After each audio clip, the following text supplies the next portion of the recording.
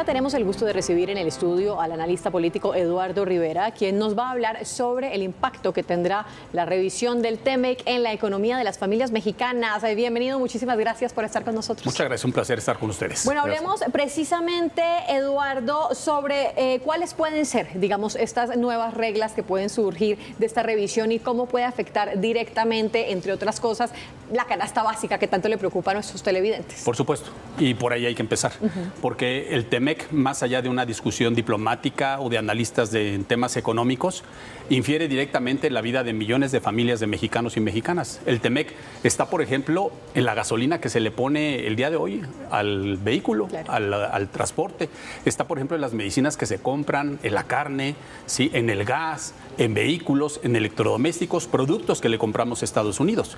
Y viendo desde otra perspectiva, también están los productos que nosotros ahora sí producimos en nuestro país, como pueden ser verduras, legumbres, aguacate, berries, ¿sí?, electrodomésticos, vehículos, manufacturas que se exportan a los Estados Unidos. Claro. Entonces, si hay un buen acuerdo, puede haber estabilidad en los precios.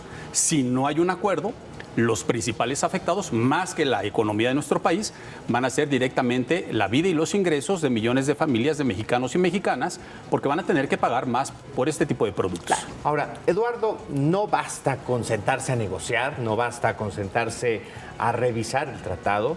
Hay que ir con una estrategia, ¿no? Y el gobierno tendría que tenerla y parece no tan clara hasta ahora.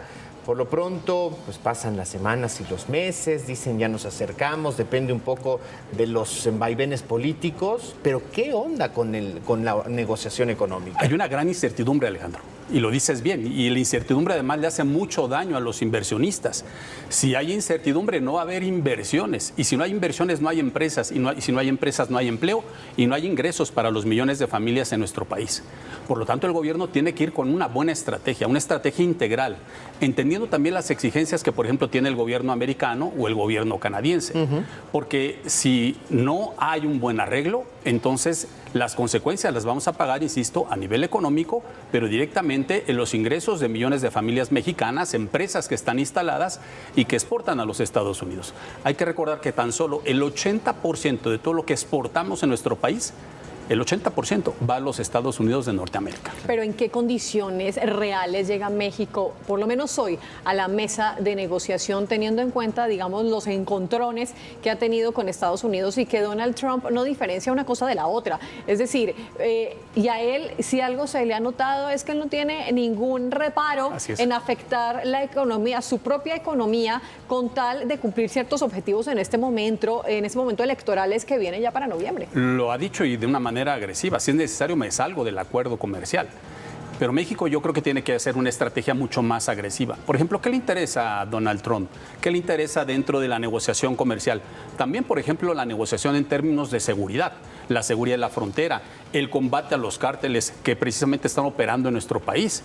Pues si le interesa mucho, creo que el gobierno está dilatando, por ejemplo, demasiado la extradición de aquellos funcionarios que han sido ligados con el crimen organizado y que son de gran interés al gobierno americano. Claro.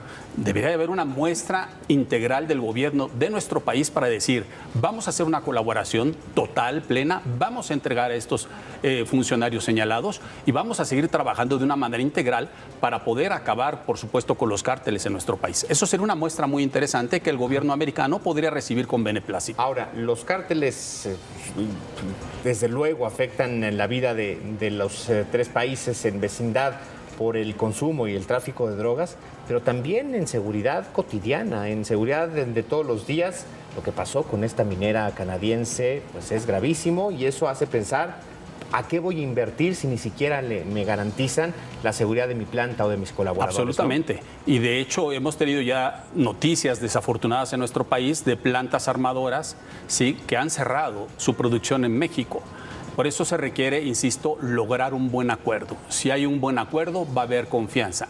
Si hay confianza y inversión, se mantienen las empresas y se mantienen los empleos. Claro. Este es el reto que tiene el gobierno mexicano y está emplazado para que en este mes de julio pues podamos tener buenas noticias. Además, urge una bocanada para que la economía de nuestro país crezca, ¿sí?, empiece a generarse empleo formal insisto, por el bien del bolso de millones de familias en nuestro país. Y empieza a generar certidumbre. Totalmente, absolutamente. Eso es esencial para la negociación.